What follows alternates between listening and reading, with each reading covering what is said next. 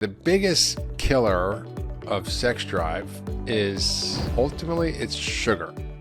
Of course it's sugar, because that's all I talk about is sugar.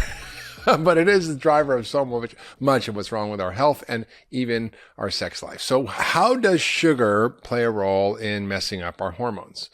Well, we know very clearly that insulin resistance, this phenomenon I've talked about for decades, which is where we start to accumulate fat around our organs, belly fat, is driven by sugar and starch in our diet. And that sugar and starch does a number of things. Besides just pour on the pounds and increase inflammation, it has effects in both women and men that are really bad for sex. For women, high levels of insulin and insulin resistance lead to dysfunctions in your hormones by causing higher levels of androgens, particularly DHEA and other androgens, androstenedione, that lead to hair loss on your head and hair growth on your face and acne. It's not a lot of fun. And that's definitely a buzzkill.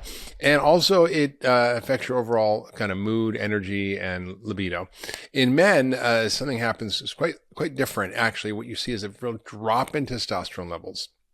This drop in testosterone levels is sort of inversely related to your insulin resistance. The more insulin resistant you are, the more belly fat you have, the more body fat you get, the more estrogen you make, the less testosterone you make, and you end up having very low testosterone, which has a huge effect on libido. So if you really want to keep going for a long time and have a great sex life, you've got to cut out the starch and sugar, and it's going to affect every other area of your life as well. So obviously, not only does it affect your sex life, but it affects your cardiovascular risk, your risk of cancer, dementia, and many, many other things. So big deal. Make sure you're not insulin resistant, because that screws up sex hormones for both men and women and leads to impaired sexual drive and function. Also, by the way, what happens is you decrease blood flow. The more insulin resistance you have, the more vascular disease you have, the reduction in blood flow leads to decreased function in your sex organs, both in male and female sex organs. So it's really important to keep your blood flowing if you want to keep going, if you know what I mean. Now, leptin is interesting. Leptin is another hormone that we see go up, and it's not directly correlated with sex drive, but it increases when you are more insulin resistant. So leptin is the brake on your appetite, but what happens is it doesn't work so much because of the insulin resistance, and leptin keeps going up, and that causes you to have more hunger and more leptin resistance, and it's just a vicious cycle. The other hormone that really is a big factor in sex drive and function is cortisol. Nobody wants to be making out when you're super stressed, and cortisol has a number of effects that are quite harmful, including increasing insulin resistance.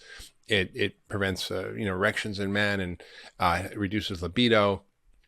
And so you basically know that when you're stressed out, you don't want to make out. So it's better to learn how to reduce cortisol through various lifestyle strategies, including obviously things like meditation, yoga, breath work, getting your mind right, your beliefs, your attitudes. There's a lot of work we've done on that on the podcast, but it's really important to learn how to navigate stress in your life and not be overtaken by it, because a lot of the stress that we have is what happens in our minds. It's not necessarily what's happening to us.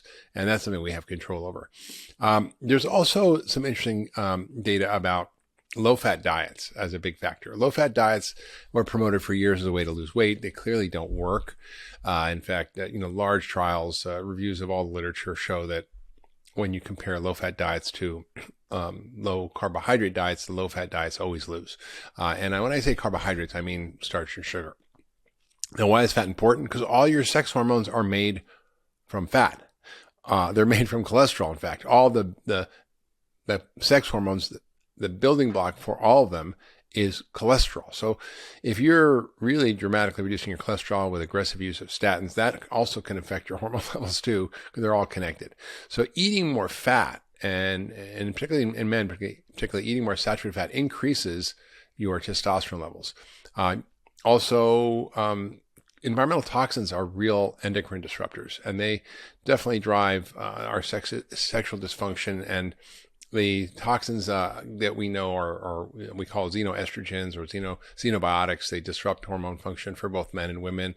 They've been linked to various kinds of birth defects, fertility issues, decreased sperm count, changes in birth rates, due to the effect of these environmental toxins. So, and also they can make you a little nuts. If you ever remember Alice in Wonderland, mercury is something that they used to create these felt hats, and the Mad Hatter and the Mad Hatters in history were because the hat makers used mercury to stiffen the felt in the hats, which led them to be crazy or mad. Lead also has very negative effects on our mood and cognitive function and behavior. So it's really important. Also, we want to avoid hormones in our food. There's a lot of hormones in dairy, naturally occurring, but also added in growth hormone. There's also a lot of hormones in meat when they conventionally grow them and raise them through injecting estrogen pellets in their ears and other things that they do. So I think it's not something you really want to do. It's not something you want to be eating, and you want to avoid those things. Sugar, as I mentioned, was a big problem, but also diet drinks are not the answer either, because they lead to increased craving for sweets. They increase insulin resistance. They increase diabetes, obesity. It's quite interesting to see that these non-caloric compounds have information in them that affect your hormones and metabolism and insulin levels, and that actually adds to the risk of obesity and diabetes. All right, so what do we know about how to activate your sex drive? Well, the first thing is that there's a lot of things you can do to fix it.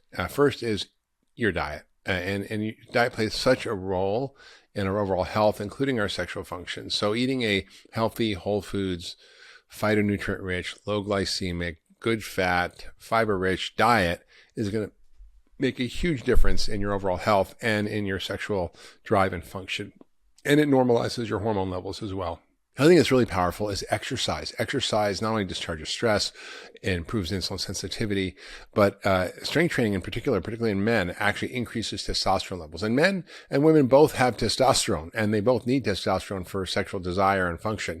So getting those levels up is really important. So strength training can be helpful for both men and women in terms of desire and function as well. So also interval training helps with reducing cortisol, boosting growth hormone, improving testosterone. There's a lot of ways you can work out to help you feel better. Also, a number of supplements can be very helpful. A multivitamin mineral is really important. Your sex hormones require these nutrients to function properly. Vitamin D, zinc, and omega-3 fats, really, really important. And then the other thing is that sometimes herbs can be helpful. So ashwagandha, there's a number of different products out there. Libido Stim for men and Libido Stim for women contains a number of different herbs that have been formulated to actually improve sexual desire and function.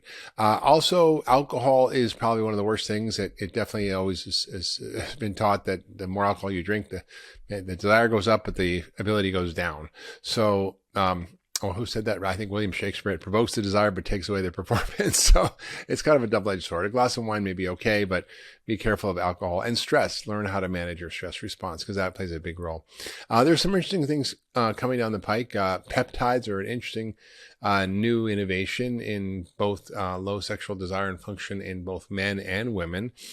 And there's a particular peptide called PT141 that's available on the market that can be prescribed by doctors that has been shown to increase sexual desire. And it works through a pathway called alpha MSH. But this pathway these melanocortin receptors seem to regulate sexual desire and function. And they can be a great adjunct to anybody who's looking to up their ante on their sex drive and performance. If you love that last video, you're going to love the next one. Check it out here. How do you know if you have fatty liver? Well, sometimes you can get your blood test when you go to your doctor and get your liver test done, but they're typically going to be normal, even if you have a fatty liver, unless it's really, really bad. Now, there are